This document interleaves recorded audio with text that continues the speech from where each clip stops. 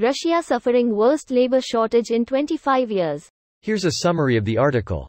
Russia is facing its biggest labor shortage since records began, which a financial expert told Newsweek poses a bigger danger to the country's economy than the sanctions it has faced over the last year.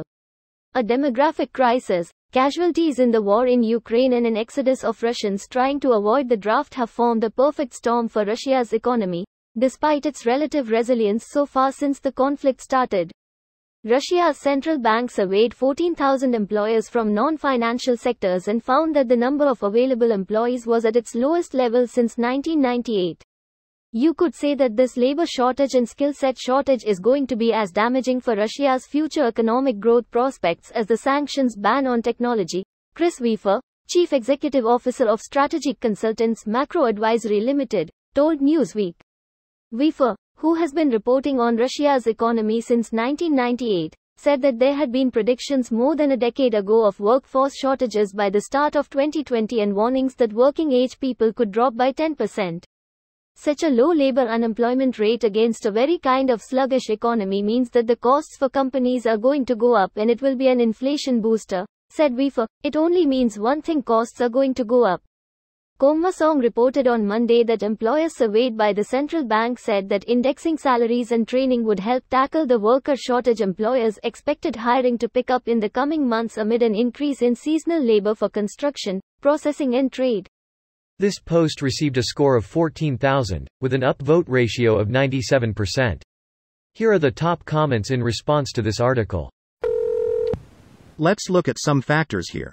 Military draw-up takes workers off the job. Threat of conscription causes some workers to hide. Trade restrictions cause Russia to increase domestic production. War machine requires increased domestic production, exasperated by trade restrictions. Lack of window safety causes workers to fall through them.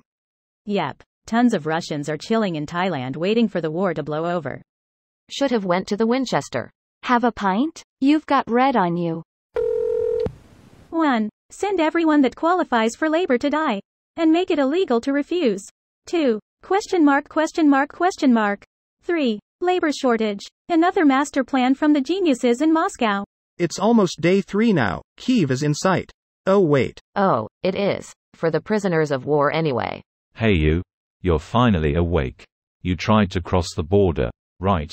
Got javelin to the knee. Let me guess, someone stole your stinger roll. Well gee, when you conscripted tens of thousands of people, maybe hundreds of thousands, and other eligible males are fleeing to avoid conscription, this is what you get.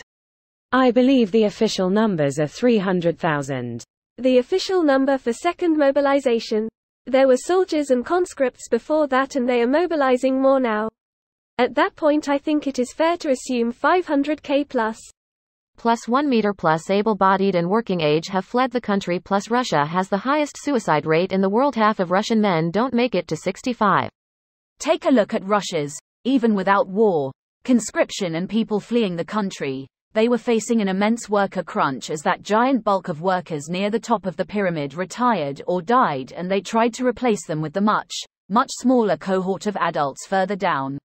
You could find more details online, but eyeballing that chart, there's roughly 7.5 million men between 20 and 30 years old and around 10 million men aged 55 to 65. That's a shortage of 2.5 million workers over the next decade as those men retire.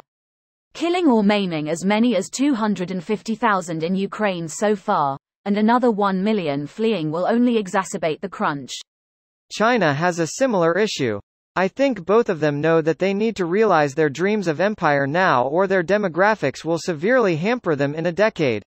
Exactly. And China needed Russia to be as strong as it promised in order for China to be able to get away with its plan. But that didn't happen and it's a now what scenario. And they're still thinking hard about it even though it's clearly a bad idea for everyone but the wise leader. This video was automatically created by Reddit to speech. The article and comments in this video were selected from Reddit according to their upvotes, and any paraphrasing was performed by smmry.com, without any human intervention.